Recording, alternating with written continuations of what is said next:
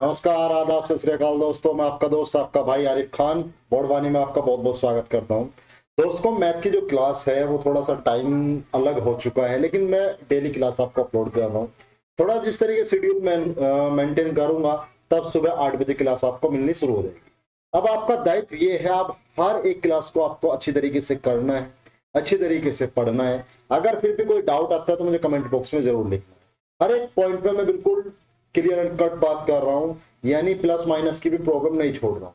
अगर फिर भी किसी बच्चे को कैलकुलेशन के अंदर प्रॉब्लम है तो बता देना, अलग से मैं सेशन रख दूंगा। जो कैलकुलेशन की प्रॉब्लम के लिए है वो सब बच्चों के लिए रख दिया जाएगा। तो जो एक्सरसाइज चल रही थी वो कौन सी चल रही थी? वो 3.3 चल रही थी। आज 3.3 को स्टार्ट कर रहे हैं हम, यानी क्वेश्चन तो मैं करा चुका हूं उसके अंदर। तो जो क्वेश्चन बच रहे हैं उनको स्टार्ट करने वाले हैं। आज स्टार्ट कर 3.3 के जो बचे हुए क्वेश्चन है। अगर किसी भी बच्चे को दोस्तों कोई भी प्रॉब्लम हो रही है वो निसंकोच बता सकता है, कमेंट बॉक्स में लिख सकता है। ठीक है दोस्तों, तो आज फिर आगे बढ़ते हैं 3.3 एक्सरसाइज। चलो जी, एक्सरसाइज 3.3। अगर मैं एक्सरसाइज 3.3 की बात करूं दोस्तों, तो मैंने इसके जो फर्स्ट पॉइंट के अंदर 6 क्वेश्चन हैं उसके अंदर से मैक्सिमम क्वेश्चन करा दिए। ठीक है, बात करते हैं सेकंड क्वेश्चन की। सेकंड क्वेश्चन किस तरीके से होगा और है क्या, उसके बारे में बात करते हैं। सेकंड क्वेश्चन दे रखा है दोस्तों, 2x प्लस के 3y बराबर 11। समझने की कोशिश करना जरा। 2x प्लस के 3y बराबर 11 क्वेश्चन नंबर 2 है। ये तो ढक ही गया होगा लोगों के नीचे, ठीक, कोई प्रॉब्लम नहीं, इससे हमें कोई दिक्कत थोड़ी ना हो। बस ये है कि क्वेश्चन नंबर 2 है, ये पता होना चाहिए। क्वेश्चन है 2x प्लस के 3y, 2x प्लस के 3y बराबर आपको दे रखा है 11। समीकरण नंबर फर्स्ट है। सेकंड है 2x माइनस के 4y बराबर माइनस के 24। ये समीकरण नंबर सेकंड है। क्या है? m का वह मान ज्ञात कीजिए, का वह मान ज्ञात कीजिए जिसके लिए y बराबर mx प्लस के 3 है। mx प्लस के 3। आपको दो समीकरण दे रखी है। 2x प्लस के 3y बराबर क्या दे रखा है? 11 दे रखा है। और 2x माइनस के 4y बराबर दे रखा है आपको 24। ठीक है, 24 माइनस के 24 है, माइनस के 24 है। और y बराबर mx प्लस के 3 कह रहा है m का मान ज्ञात कीजिए, m का मान ज्ञात कीजिए। देखो, अगर मैं इसको डायरेक्टली यहां से करता हूं तो डायरेक्टली m का मान नहीं निकाल सकता। अगर किसी के अंदर 3 वेरिएबल है तो 2 का पता होना जरूरी है, तभी तीसरा फाइंड आउट होता है। ये बात आपको मैंने पहले भी बताई थी। अगर किसी इक्वेशंस के अंदर 4 वेरिएबल्स है, 3 का पता होना जरूरी है, जब तो फोर्थ वेरिएबल्स निकलेगा, फोर्थ जो होगा चर निकलेगा। ठीक है, चर सॉरी, जो चर का मान होगा वो। ठीक है, बात समझ आ रही है नहीं आ रही? अगर वेरिएबल का मतलब होता है अचर पद, सॉरी चर पद, वेरिएबल का मतलब होता है चर पद। ठीक है, और इनवेरिएबल्स जो होते हैं वो अचर पद होते हैं। अचर पद मान लो जैसे गिनती होती है। चर पद कौन से होते हैं? चर पद होते हैं A B C D X Y Z, ये सभी अल्फाबेटिक। तो ये कह रहा है कि हमें आप m का मान बताओ। अब 1 2 3 तीन वेरिएबल है, 3 के अंदर से 2 का पता होगा तो हम m का मान निकाल लेंगे।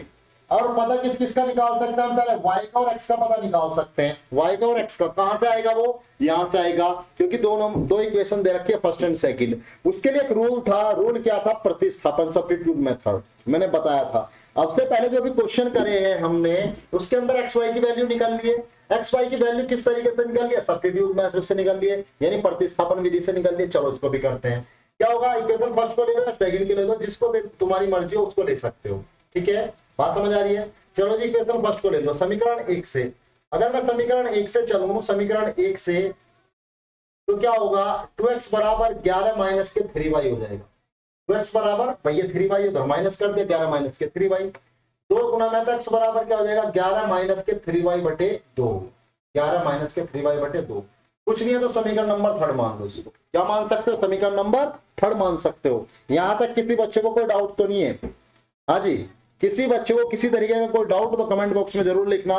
पहले तो वीडियो को रिवाइंड करके देखना। तो x बराबर x का मान ये आया। अब बात करते हैं इस x की वैल्यू को पुट करेंगे समीकरण नंबर 2 में, यानी x का मान समीकरण 2 में रखेंगे। यानी x का मान समीकरण 2 में रखने पर, समीकरण 2 में रखने पर, x का मान समीकरण 2 में रखने पर, जब हम x का मान समीकरण 2 के अंदर रखेंगे तो क्या होगा वो देखो। यानी 2 गुना x का मान क्या है दोस्तों? ये रहा 11 माइनस के 3y और बटे क्या है? बटे में 2। ठीक है, ये x का मान है पूरे का पूरा, ये ना रहा x का मान, तो 2 गुना x गुना में, तो x का मान मैंने यहाँ रख दिया, माइनस के 4y बराबर माइनस के 24। कोई डाउट यहाँ तक? अब मैं इसको रफ कर देता हूँ थोड़ा सा, वो तो मैंने बताया था आपको कि यहाँ से m का मान निकालना है, लेकिन पहले x y का पता होना चाहिए तभी m का मान निकलेगा।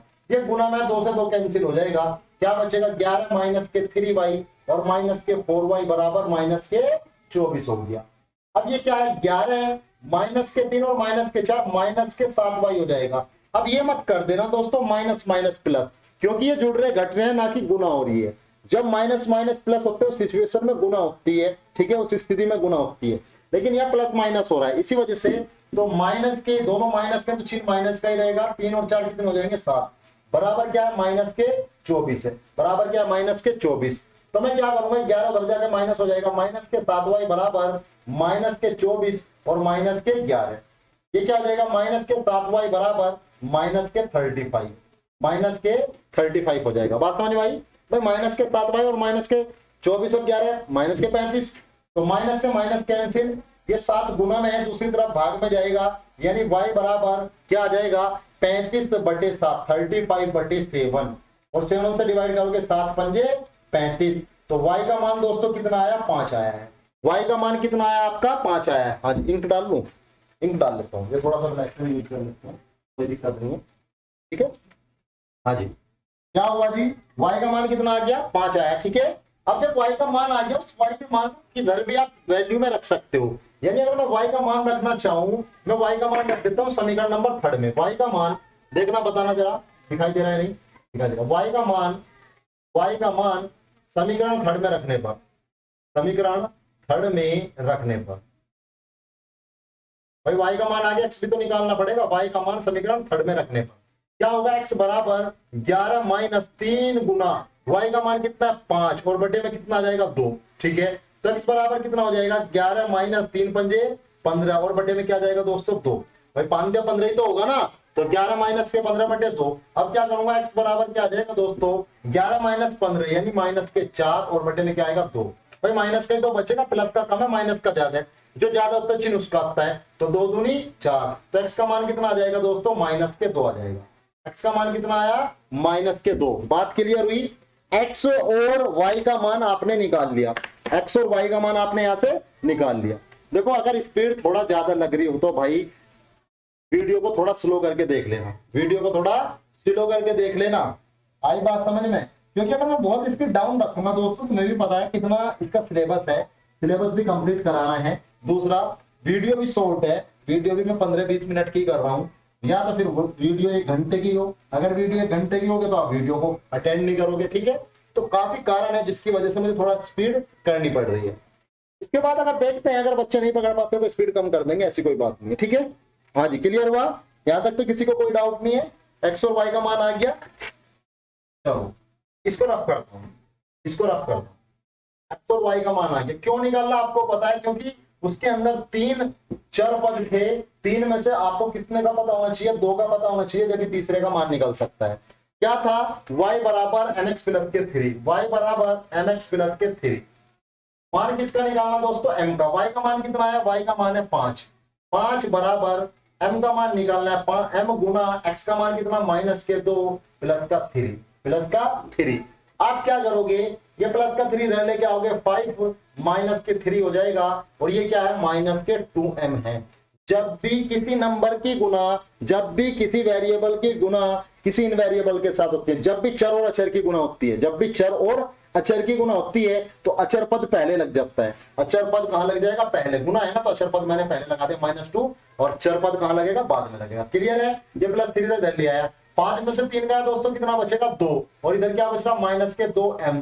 तो ये 2 जो है गुना में जो है दोस्तों इधर लेके आऊंगा तो भाग में आएगा 2 बटे माइनस का 2 बराबर m, तो 2 एकम 2, एक बार कट गया, लेकिन चिन्ह तो ऐसे का ऐसी है, वो ऊपर plus minus, plus minus, minus का 1 बराबर क्या हो जाएगा m। तो m का मान कितना आ गया दोस्तों माइनस का 1, m का मान कितना आया है माइनस का 1। बात समझ आई या नहीं आई? हाँ जी, कोई डाउट तो नहीं है किसी बच्चे को? m का मान कितना आया माइनस के 1। एक बार इसको एक बार देख लो, मैं इतने इंक डाल देता हूं।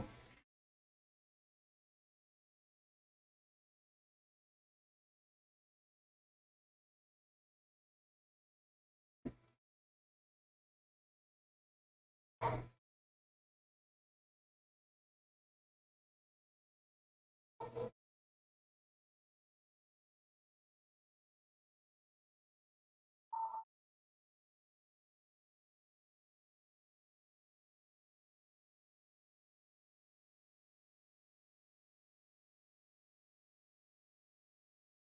जी, क्लियर है क्वेश्चन? इसके अंदर तो किसी को कोई डाउट नहीं है।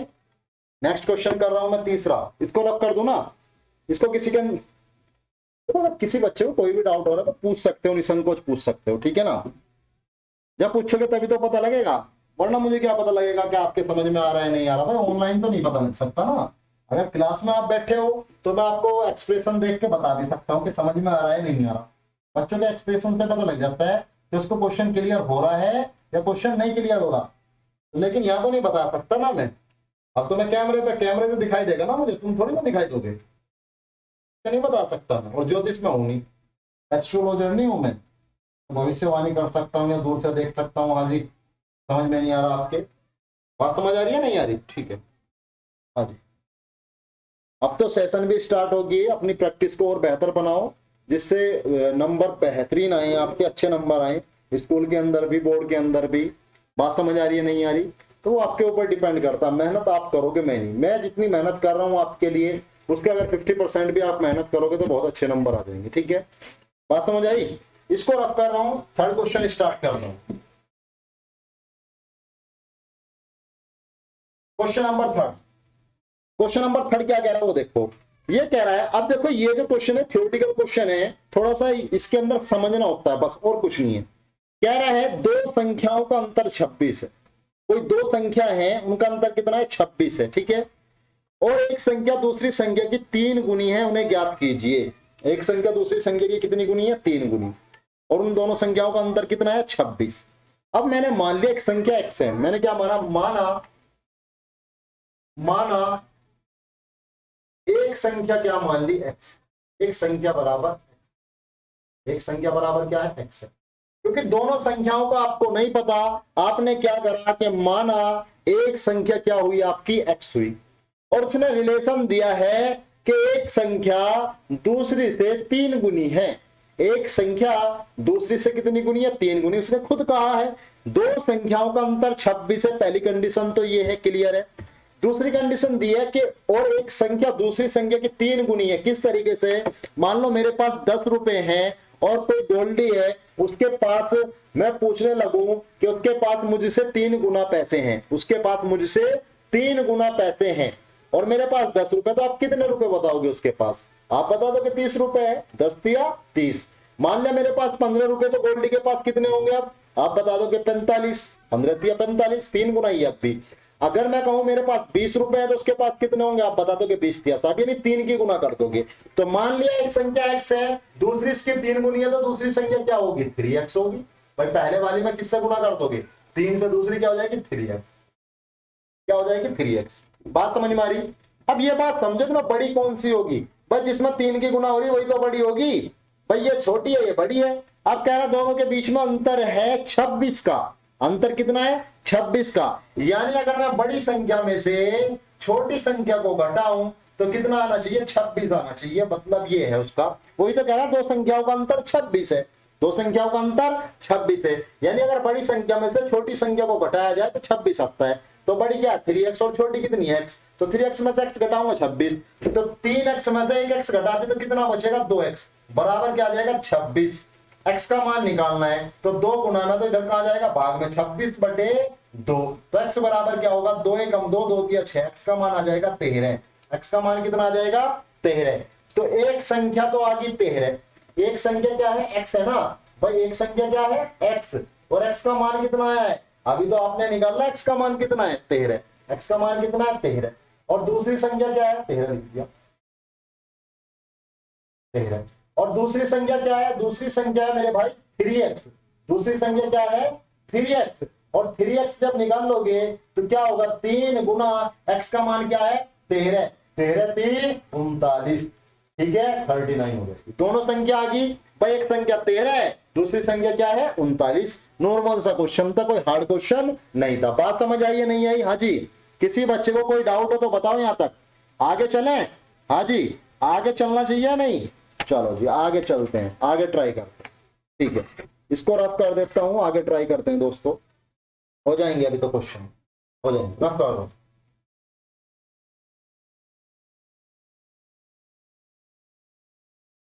थर्ड क्वेश्चन देखते हैं, यानी पेज नंबर 60 है थर्ड क्वेश्चन। इसी वजह से मैं एक क्वेश्चन करा रहा हूं, थ्योरेटिकल बहुत आसान क्वेश्चन होता है। कह रहा है दो संपूरक कोणों में बड़ा कोण छोटे कोण से 18 डिग्री अधिक है। बड़ा कोण छोटे कोण से 18 डिग्री अधिक है, ये कह रहा है।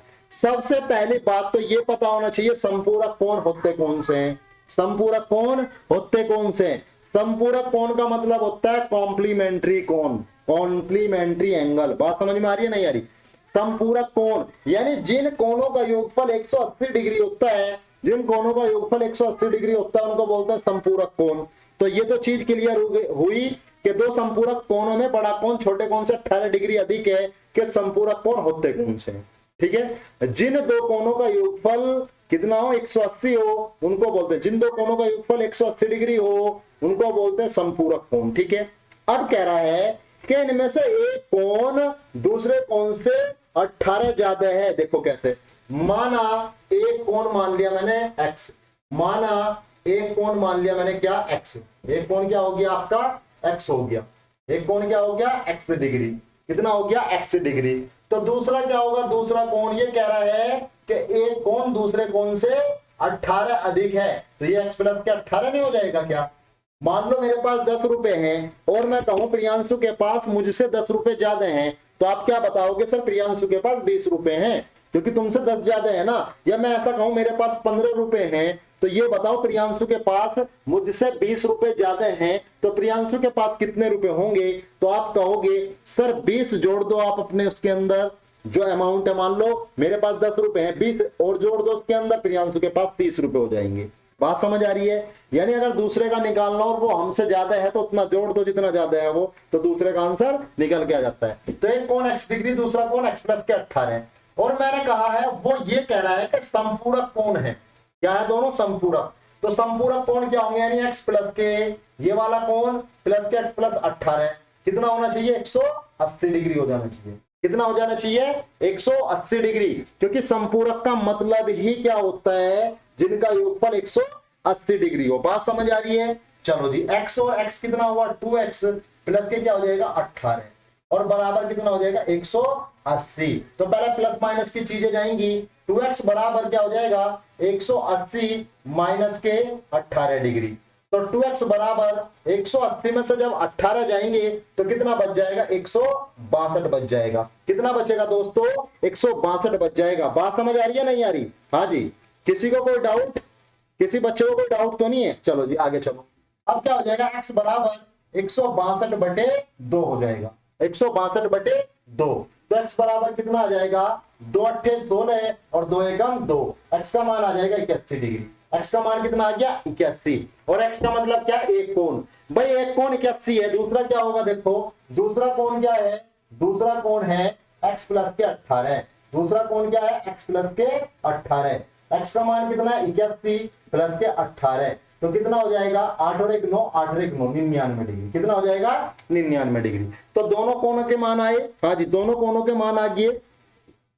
आज के सेशन के अंदर, आज की क्लास के अंदर यहीं तक रखते हैं, कल इससे आगे चलेंगे। कल एक्सरसाइज जहां तक की उम्मीद है कंप्लीट हो जाएगी, फिर 3.4 पे जल्दी ही आ जाएंगे हम। ठीक है, 3.4 छोटी है, ज्यादा बड़ी एक्सरसाइज नहीं है।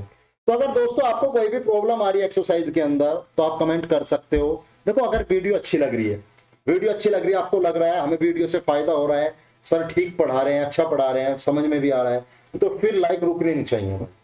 चैनल को सब्सक्राइब करो, वीडियो को लाइक करो, वीडियो को शेयर जरूर करो, जिससे वीडियो शेयर करोगे तो और बच्चों के अंदर ये वीडियो जाएगी, जिससे उसका फायदा उठा सकते हैं वो। तो आज की क्लास के अंदर इतना ही रखते हैं, मिलते हैं कल की क्लास में, तब तक के लिए धन्यवाद।